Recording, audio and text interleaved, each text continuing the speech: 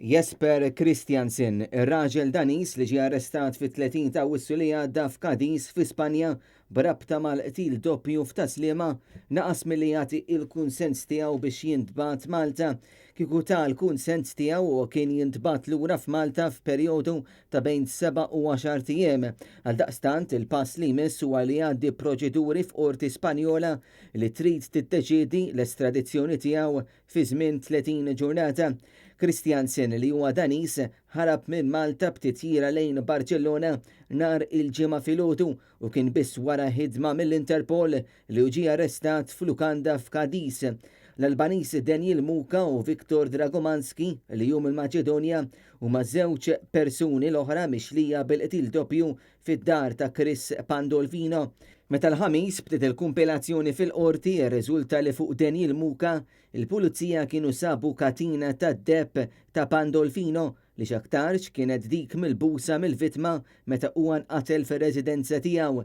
Meta semgħu din il-parti tax-xhieda l-qaraba ta' Pandolfino li kienu fl-awla instemaw jesprimu l-istmerija tagħhom għal dan il-fatt. Sa dan it-tant wara li semat dak li kellha xi tajt il-prosekuzzjoni, il-qorti ddikjarat li hemm biżżejjed provi biex Muka jitqiegħed taħt qatt ta' akkuża.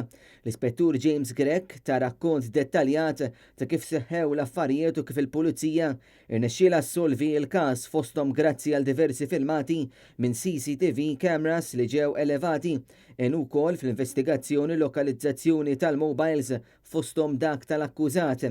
L-Ispettur Grech qal li hu kien infurmat li 3 persuni kienu ħarbu wara li kienu sparati xi tieri. Ix-xut tenna li 3 irġiel kienu daħlu fir-residenza bejn l-10 u 19 il-minuta u l-10 u 23 minuta ta' bil-lejl u ħarbu b'karozza Volkswagen bajda. L-Ispettur qal li 5 tieri ġew sparati fid-direzzjoni ta' Pandolfino li wis probabbli Maġiewoski kien niżel it-taraġġ wara li sema l-isparaturi u spiċċa nqatel permezz ta' tir wieħed f'moħħu li kien sparat minn isfel lejn l-ewwel sular. Żewġ ġirien infurmaw ukoll il-pulizija li raw 3 persuni deħlin u ħerġin mir-residenza ta' Pandolfino fejn seħħ id-delitt u fi spazju qasir ħarbu minn fuq il-post. Il-pulizija rċevit ukoll informazzjoni li persuna twila li riżulta li kien Muka kienet qed toqgħod f'post abbandonat fil-Florjana. Il-3 irġiel inqabdu wkoll minn kameras ta' sigurtà jimxu fi triq l-Ursulini fil-Pjetà u niżlu lejn il-bus stop tax-xatt tal-imsida b'wieħed minn suspettati jidħol f'ħanut tal-kafè u staqsa l-password tal-Wi-Fi wara 3 irġiel rikbu f'taksi.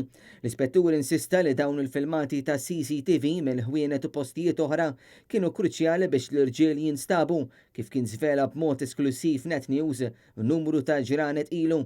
L-Ispetturi James Grech u Colin Sheldon qed imexxu l-prosekuzzjoni fil-waqt li l-avukati Noel Bianco u George Buttigieg qegħdin jidhru għal Muka fil-waqt li l-avukati Joe Giglio u Roberta Bonello qegħdin jidhru bħala parte ċivile.